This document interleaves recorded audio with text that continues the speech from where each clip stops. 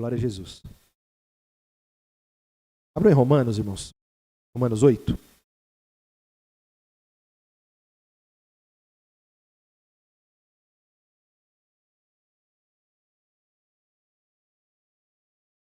Glória a Jesus. No sábado, irmão, nós trouxemos uma pregação ali na Vila Santa Rita, que falava, nos lembrava, né, irmãos, sobre tão grande salvação que veio a cada um de nós, que nós somos, não é? Porque Deus enviou seu Filho e fez tudo por nós, para que nós tivéssemos vida, levantou a nossa cabeça, nos encheu de confiança, a lembrança que há um lugar preparado para cada um de nós. Isso é maravilhoso, né? E nós lemos uma parte, até lemos Romanos 8, vamos ler um trecho aqui de Romanos 8 de novo.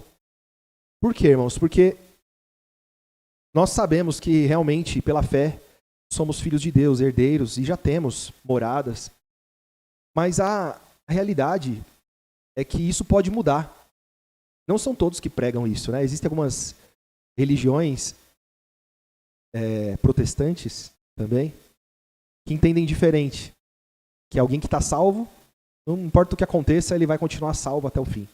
Mas quando a gente observa o Evangelho, a gente vê o tempo todo a palavra nos alertando, cuidando de cada um de nós, para que nós não venhamos nos desviar. Né, irmãos? O fato é que se nós empregarmos força, como está lá em Lucas 16:16, né? Então hoje é pregado o reino dos céus e todo homem emprega força para entrar nele. Então existe sim, da nossa parte, um emprego de força. Nós precisamos nos esforçar. Né? Por quê? Porque nós temos todos os recursos que nós precisamos. Nós temos tudo o que diz respeito à vida e à piedade. Nós somos abençoados com todas as bênçãos celestiais, espirituais, nos lugares celestiais em Cristo. Já temos todos os recursos, mas precisamos levantar, né? Então, alguém que tem um emprego, que tem uma formação, que tem uma carteira assinada, se ele não sair de casa e não ir para o trabalho, vão sentir falta dele e uma hora ele vai perder o emprego, não é? É uma figura aqui, não é verdade? Então, ele já tem o emprego dele, e aquele emprego dele é volátil, né? Uma hora ele também pode perder esse emprego, né? E não, ele pode até estar levantando e fazendo o trabalho dele muito bem feito, mas pode ser que aquela empresa lá fique ruim financeiramente, né? Por alguma falha de gestão, por alguma situação, e ele perca aquele emprego, venha a perder aquele emprego. Mas no Evangelho, se nós permanecermos firmes, nós não perdemos a salvação, né? Não perdemos a vida eterna. Mas se a gente ficar, não é, cheio de preguiça, cheio de canseira, cheio de desânimo, ou se a gente for desleixado, não é, displicente com a palavra, ignorar os ardis de Satanás, né, se a gente vacilar, a gente pode ser enganado sim. Então hoje nós vamos ler alguns textos aqui que vai nos ajudar a andarmos mais atentos. Vamos ler, irmãos, Romanos 8, vamos ler a partir do verso 31.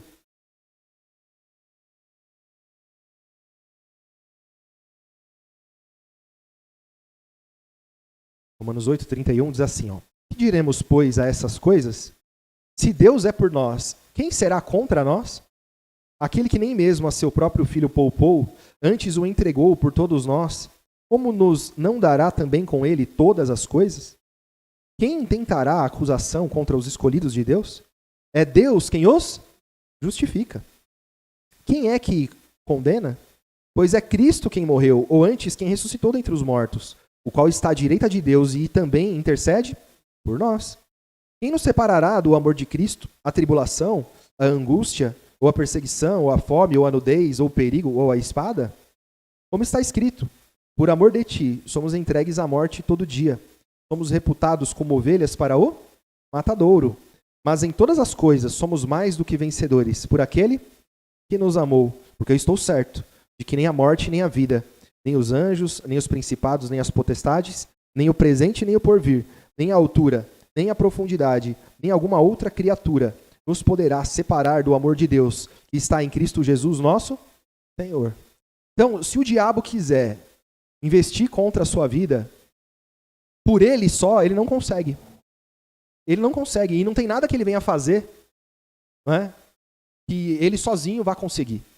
Porque se você estiver firme com Deus, se você estiver firme na palavra, perseverar na comunhão, no partir do pão, não é?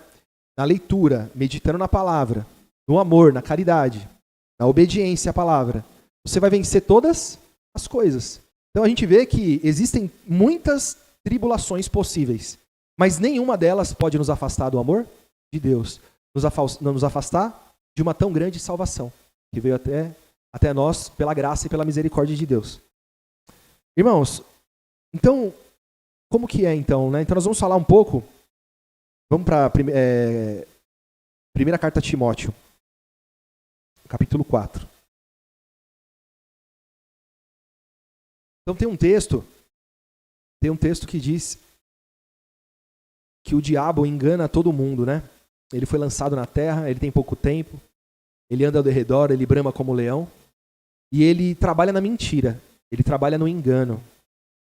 Uma coisa que nós sabemos, né, irmãos, é que o diabo, ele vive muito a nos sondar e conhece as nossas fraquezas, mas só que nós também conhecemos, né?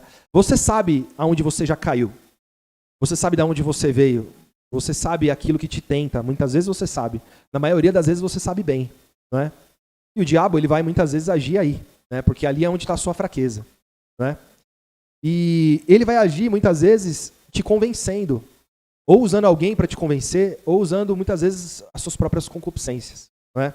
Aqui, ó, no capítulo 4 de 1 de Timóteo, verso 1, o que diz o texto? Ó? Mas o Espírito expressamente diz que nos últimos tempos apostatarão alguns da fé, dando ouvidos a espíritos enganadores e a doutrinas de demônios, pela hipocrisia de homens que falam mentiras, tendo cauterizada a sua própria consciência. Então, a gente vê aqui que existe um alerta expresso, né? Dizendo que nos últimos dias muitos se afastariam da fé, se apostatariam da fé. E isso não quer dizer que eles virariam ateus, porque eles se afastam da fé que salva e vão para onde? Dando ouvidos a espíritos enganadores e a doutrinas de demônios. Então aqui existe uma forma de você se desviar, quando você começa a ser enganado, não é? Então o diabo, ele já não vai mais lutar contra você, parando na sua frente, botando em você enfermidade ou querendo te acusar com alguma coisa. Muitas vezes ele vai na sua falta de entendimento, a fraqueza da sua mente. Você se deixa levar por alguma falsa doutrina, algum falso entendimento, que vai dizer para você que aquilo não tem problema, que aquilo ali é o caminho certo. Isso aqui não tem problema nenhum, não é? E vai começar a te enganar e te levar a pensar aquilo que é contrário à palavra de Jesus, é contrário à santidade que Jesus nos ensinou, e vai te conduzir ao engano, ao pecado, à apostasia, né? E ele fala no verso 2, pela hipocrisia de homens que falam mentiras, tendo cauterizada a sua própria consciência. Então a consciência cauterizada, o que é cauterizar, né? Quando você cessa ali, uma cauterização é quando você fecha uma ferida, né? Normalmente tem uma ferida que não fecha, aí eles usam uma técnica de cauterização, né? Como se queimasse ali, aquilo ali sela e para o sangramento, para ali aquela lesão, né? Então uma mente cauterizada é uma mente fechada para a verdade. É uma mente que para de ouvir a verdade e começa a ouvir a mentira. Começa a se enganar na sua consciência, não é? Então ele fala do quê? De hipocrisia. Ou uma falsidade que está lá dentro do homem. Uma falsidade. Então ele começa a agir de uma forma falsa, dissimulada, não é? E aí, irmãos, vamos pular aqui para o capítulo 6.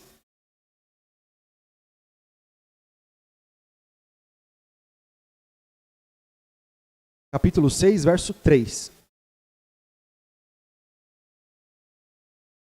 Diz assim: se alguém ensina alguma outra doutrina e não se conforma com as sãs palavras de nosso Senhor Jesus Cristo e com a doutrina que é segundo a piedade, é soberbo e nada sabe, mas delira acerca de questões e contendas de palavras, das quais nascem invejas, contendas, blasfêmias, ruins suspeitas, perversas contendas de homens corruptos de entendimento e privados da verdade, cuidando que ganho seja a piedade. Aparta-te dos tais. Então ele falou várias coisas aqui, né? Então ele fala primeiro, né? Se alguém não se conforma, ensina e não se conforma, ensina alguma coisa que não é a palavra de Jesus, não se conforma só com a palavra de Jesus, só com a palavra que é segundo a piedade, não é? A palavra de Jesus, o que é a piedade? Uma vida de piedade é uma vida de temor, uma vida de santidade, uma vida de reverência, uma vida em que Deus, a palavra de Deus, ela tem na sua vida um peso muito grande, é o maior peso para a sua vida. Então a sua vida, tudo que você vai fazer, você põe a palavra em primeiro lugar. Primeiro você vê se aquilo ali está de acordo, ou se ele não vai atrapalhar em nada a sua vida com Cristo, né? Então você põe a sua vida espiritual em primeiro lugar. E aí quando você põe ela em primeiro lugar, alguma coisa que pode colocar em risco essa sua vida espiritual, logo você rejeita, você se afasta. Você fala, não, isso não concorda com uma vida cristã, com uma vida de piedade, né? Mas o que ele diz? Se alguém ensina alguma outra doutrina e não se conforma com as sãs palavras do Senhor Jesus, que são segundo a piedade. Então, existe sim palavras, vozes, que muitas vezes vão querer te convencer, dizendo que aquilo ali pode sim acontecer, não tem problema nenhum, né? Não está de acordo com a palavra. A pessoa vai procurar em outras doutrinas, procurar fora da simplicidade que há em Cristo, né? Então ele usa o quê? O verso 4, é soberbo. Então eu sei mais. Os irmãos ensinam isso aí, mas é porque esses irmãos são tudo quadrado. É porque esses irmãos aí, eles vivem só dentro da igreja, é tudo um chucro, entendeu? Mas eu sei que não é assim, né? Eles fazem isso porque se largar também de mão, vai virar uma bagunça. Mas, na verdade, fazer isso aqui não tem problema, fazer aquilo ali também não tem problema, isso aqui também não tem problema nenhum, isso é soberba. Ou seja, ele já não se enxerga mais como menor, né? Não considera os irmãos mais superiores a si mesmo, já se coloca acima, né? Então ele diz, é soberbo e nada sabe, mas delira acerca de questões e contendas de palavras, das quais nascem invejas. Então, o que são as contendas de palavras? É o que muito acontece, né? A pessoa, para querer defender uma heresia, um pecado, ela começa a usar a própria Bíblia. E ela vai usar um texto fora de contexto. Ela vai usar uma interpretação totalmente torta para dizer que está tudo certo, está tudo bem. São contendas de palavras, né? Nascem invejas, contendas, blasfêmias, ruins suspeitas, perversas contendas de homens corruptos de entendimento e privados da verdade, cuidando que ganho seja a piedade. Aparta-te dos tais, mas é grande ganho a piedade com o contentamento. Então, ele conclui, tendo, porém, sustento, e com que nos cobrirmos, estejamos com isso contentes. Mas os que querem ser ricos, caem em tentação, e em laço, e em muitas concupiscências loucas e nocivas, que submergem os homens na perdição e ruína. Porque o amor ao dinheiro é a raiz de todos os males, e nessa cobiça, alguns se desviaram da fé, e se traspassaram a si mesmo com muitas dores. Então aqui ele é bem específico. Algumas pessoas acham que ganho seja piedade. O que é isso? Algumas pessoas acham que elas tendo uma vida de sucesso, vamos dizer assim, uma vida em que está tudo bem nos negócios, né? A pessoa ela tem riquezas, ela está construindo na sua vida material, não é? Um patrimônio. Então ela pensa o quê?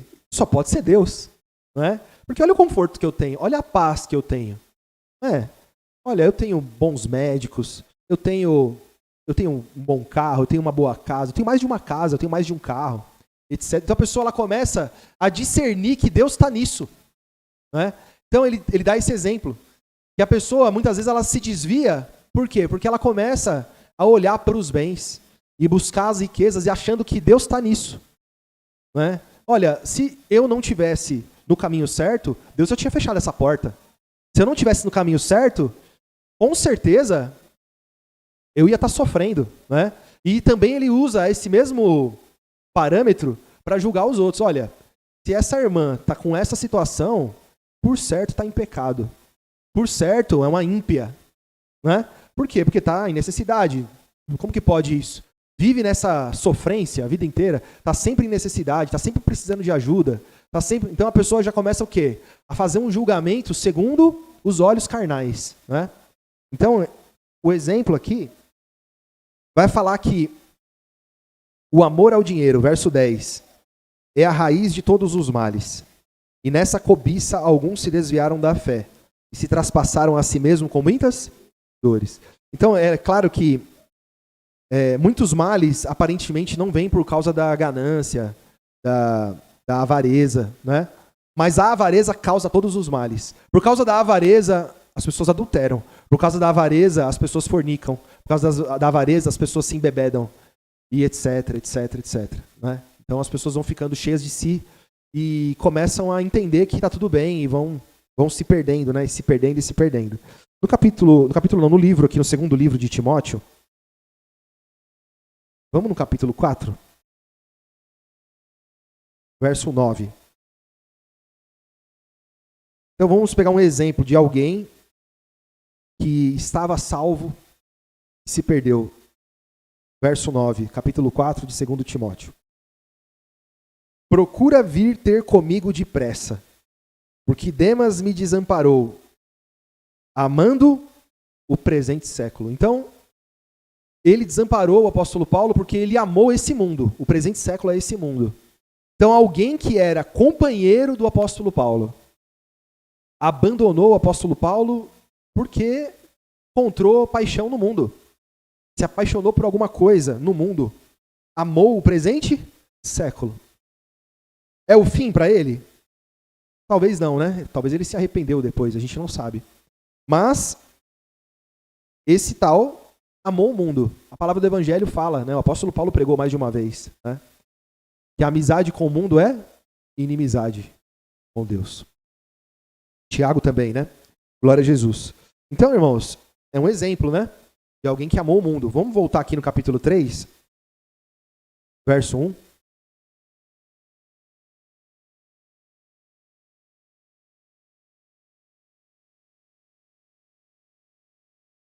Sabe, porém, isto, que nos últimos dias sobrevirão tempos trabalhosos, porque haverá homens amantes de si mesmos, avarentos, presunçosos, soberbos, blasfemos, desobedientes a pais e mães, ingratos, profanos, sem afeto natural, irreconciliáveis, caluniadores, intemperantes, cruéis, sem amor para com os bons, traidores, obstinados, orgulhosos, mais amigos dos deleites do que os amigos?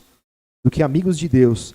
Tendo o que, irmãos? A aparência de piedade, mas negando a eficácia dela. Destes, afasta-te. Então, o que mais tem, irmãos, é pessoas que têm aparência de piedade, né? Mas conseguem ser tudo isso aqui, né, que nós lemos. São muitas características, né, de pessoas falsas, cristãos falsos. Então, que tem uma aparência de piedade, mas eles negam a eficácia da piedade. O que é negar a eficácia da piedade? Né? Uma pessoa que vive uma vida piedosa, né, vive piamente, né, é uma pessoa que tem temor, é uma pessoa que tem reverência a Deus. Então, uma pessoa que tem tudo isso, ela não vai ser de maneira nenhuma uma traidora, uma obstinada, uma orgulhosa. Não é?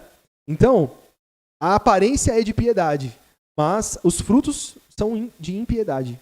Então, não existe, né? Não existe fruto. É só uma aparência mesmo. É igual aquelas goiabas que eu pegava lá no condomínio onde eu morava, né? Por fora era a coisa mais linda, mas era raro eu conseguir abrir uma que eu conseguisse comer. Todas tinham bicho. Algumas eu separava uma parte que dava para comer. Mas era tudo bichada. E por fora eram bonitas, né? Um exemplo, a goiaba é uma fruta que facilmente ela pega bicho, né? Então não adianta ser uma fruta bonita por fora se ela não tem como ser aproveitada, não é? Então nós temos que viver piamente, né? Uma vida piedosa, em santidade. E sem dúvida vai ser com muito esforço.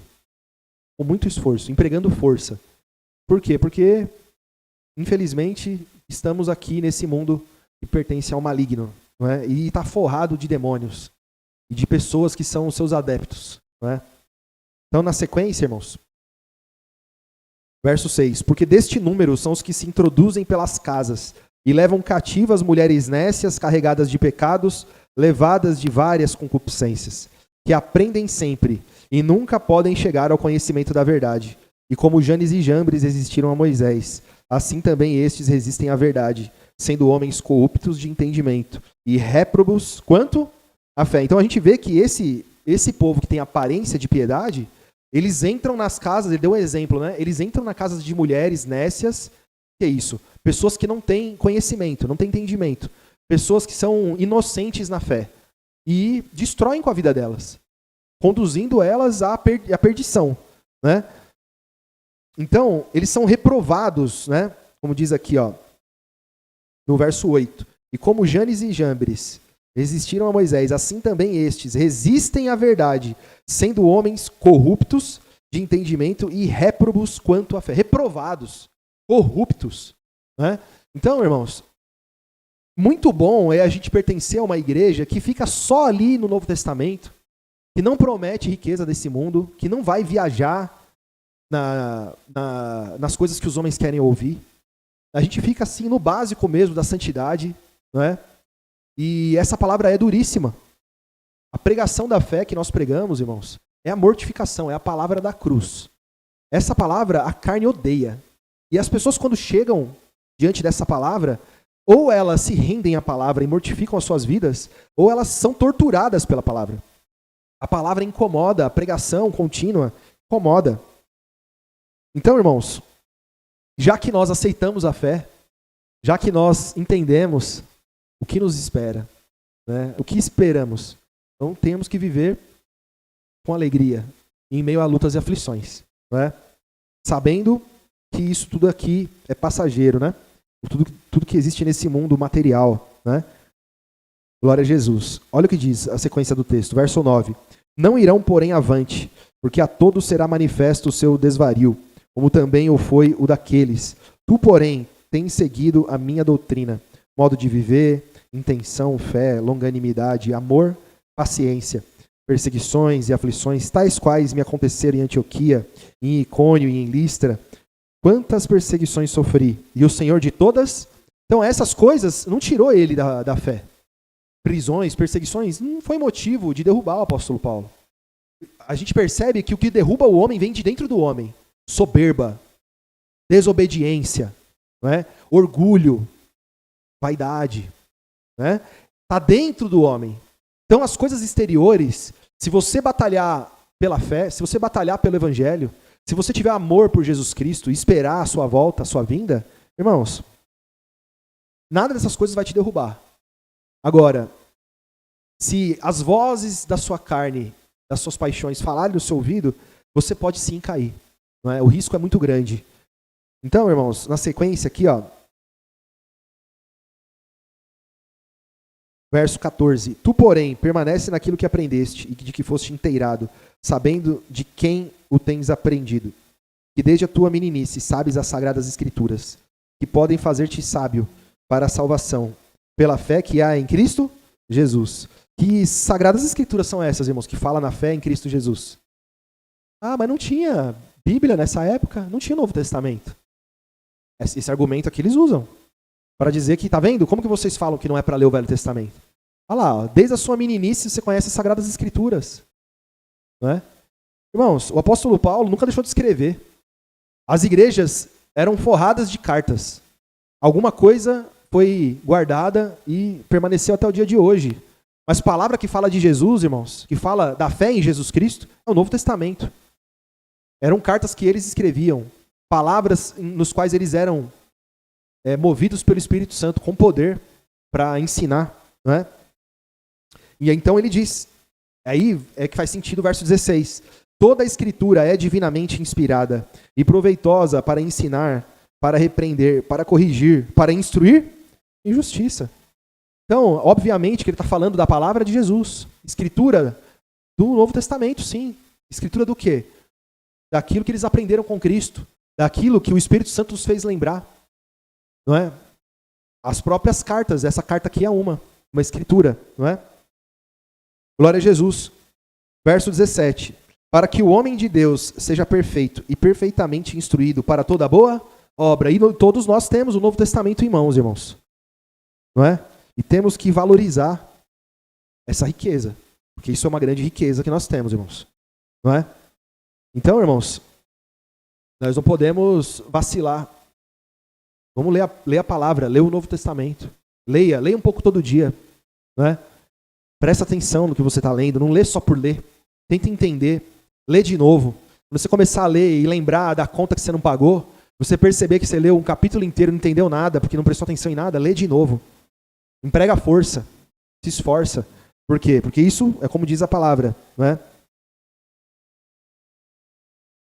Para que o homem de Deus seja perfeito e perfeitamente instruído para toda a boa obra. Então, irmãos, nós temos que viver dessa forma, não é? Vamos para 2 de Coríntios?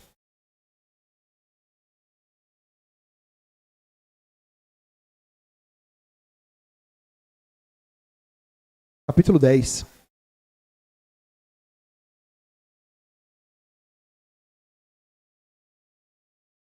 2 de Coríntios, capítulo 10, verso 1.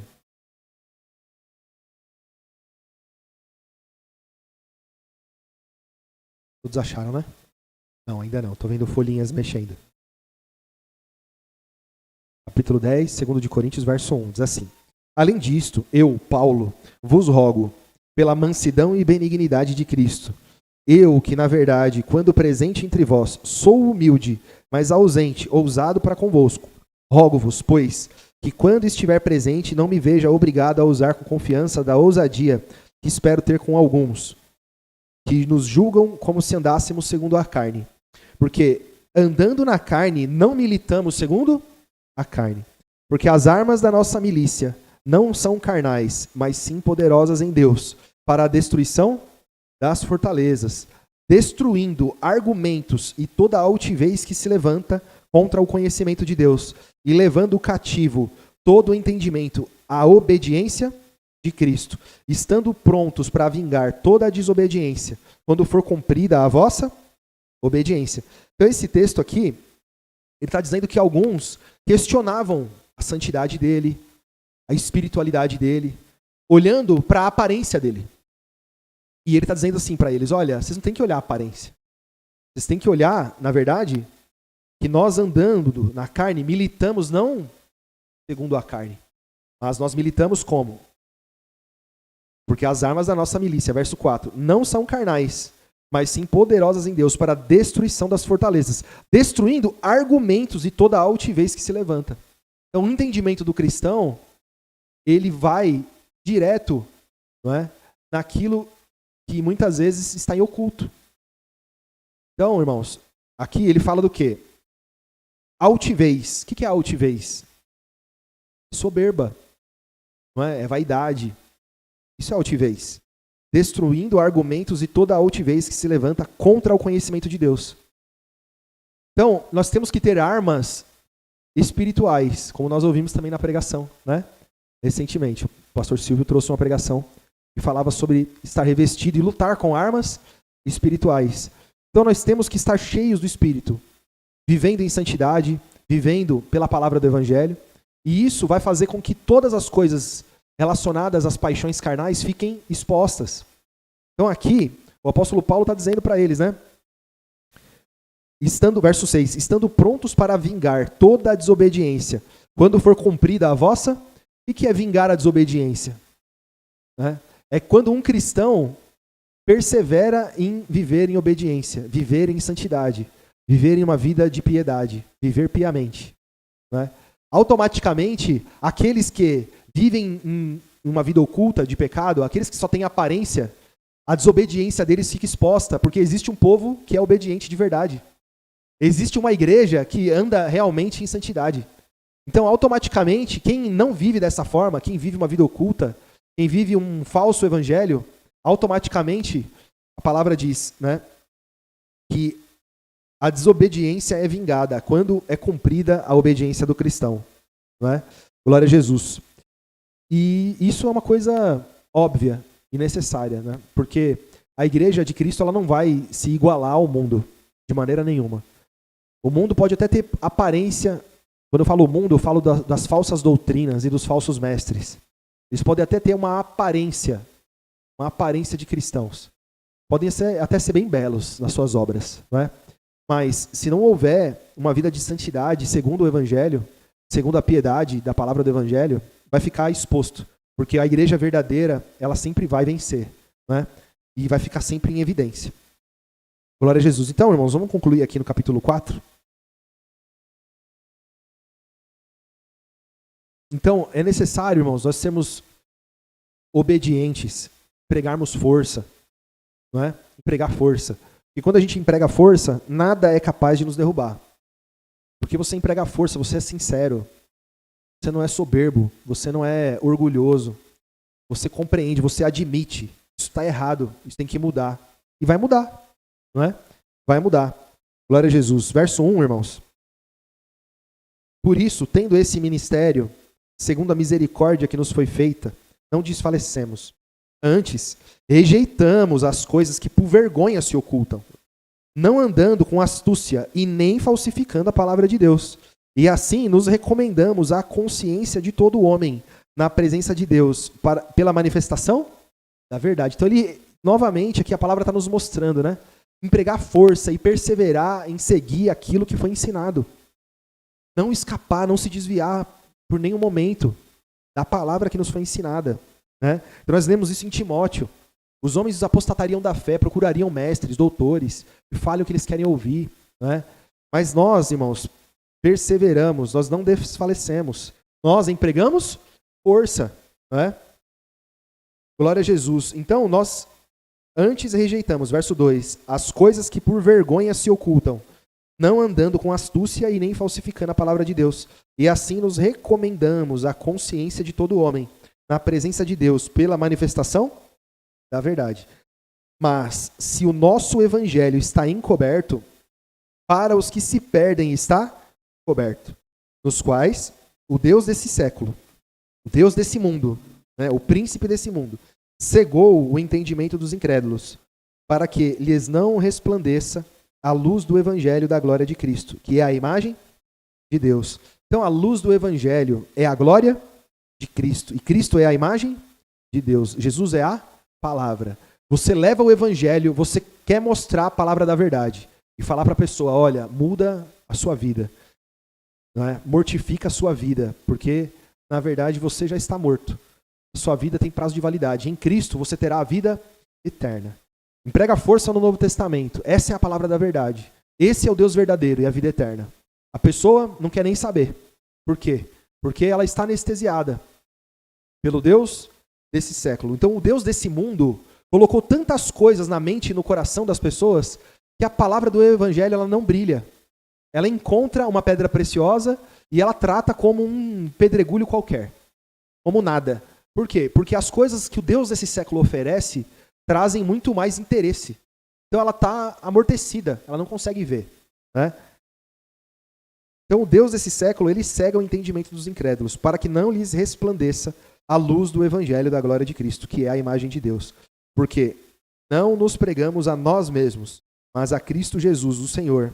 E nós mesmos somos vossos servos por amor. Então nós não pregamos nós mesmos. Nós não pregamos que esse lugar, que essa religião, que esse povo daqui de Itapevi, nessa doutrina da comunidade Unidos por Cristo, nós não estamos aqui mostrando credenciais de uma instituição. Nós estamos pregando Cristo. Então, se alguém se juntar a nós, não vai ser porque nós temos beleza, que nós temos um lugar confortável ou promessas maravilhosas e fantásticas, ou testemunhos fantásticos, miraculosos. Nós estamos aqui com a verdade. E a pessoa ela vai se unir a nós pela verdade. Ela vai se unir a nós pela salvação que há no Evangelho. Né? Então, irmãos, glória a Jesus. Porque nós não pregamos a nós mesmos, mas a Cristo Jesus, o Senhor. E nós mesmos somos vossos servos por amor de Jesus. Porque Deus, que disse que das trevas resplandecesse a luz, é quem resplandeceu em nossos corações para a iluminação do conhecimento da glória de Deus na face de Jesus Cristo. Temos, porém, esse tesouro em vasos de barro, para que a excelência do poder de Deus, do poder seja de Deus e não de nós. Então, em nós, irmãos, as pessoas vão ver fraqueza. Fraqueza na física, fraqueza muitas vezes na condição financeira, na simplicidade, né? de toda a nossa estrutura. Então vão olhar para nós, vão falar assim, ué, esse povo é um povo de Deus? Né? Quem conhece o povo de Deus por riqueza não vai enxergar Deus em nós. Quem conhece o povo de Deus por luxo, por coisas grandiosas, não é? Mas nós vivemos a palavra da cruz. Irmãos, temos que batalhar para viver uma vida em piedade, em obediência, sinceridade, irmão. Sinceridade. Seja sincero. Seja sincero com você mesmo, não é? Entenda os seus erros, entenda a sua simplicidade, não é? Aceite a realidade do Evangelho para as nossas vidas. E com certeza, irmãos, o Espírito Santo vai nos ajudar, vai nos fortalecer, para que nós venhamos perseverar até o fim. Empreguem força. É necessário se esforçar, irmãos. A graça foi derramada, a salvação, o sangue de Jesus foi derramado. O Senhor Jesus, vinde a mim, vós que estáis cansados e oprimidos. Muitos não vão, irmãos. Tem que ir até Jesus. Quando chega até Jesus, ele fala, quer me seguir? Quer mesmo? Quero. Então, o jovem rico, pega tudo que você tem, não é? Porque te falta uma coisa. Negue-se a si mesmo, tome a cada dia a sua cruz e siga-me. Então existe um empregar força. A obra já foi feita, já está consumada. Vamos andar com Jesus. Andando com Jesus e com a sua família, a Igreja de Cristo, alcançaremos a vida eterna. Em nome de Jesus. Amém? Vamos ficar de pé e agradecer, irmãos.